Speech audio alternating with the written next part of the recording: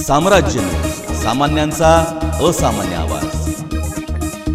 Corona महामारीच्या काळामध्ये प्रत्येकजण हवालदिल झाला आहे. हातावर पोट असणारे कष्टकरी, रिक्षाचालक, धुणी-भांडी करणारी महिला, असंघटित मजूर यांच्या व्यथा शब्दात व्यक्त करता येत नाहीत.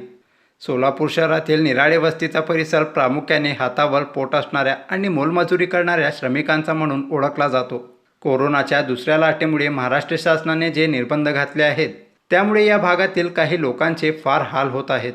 अशा काळामध्ये गोविंद कांबळे यांनी त्यांच्या GK मागासवर्गीय बहुउद्देशीय संस्थेच्या माध्यमातून अन्नधान्य वाटपास सुरुवात केल्याने त्यांना हातभार लागत आहे.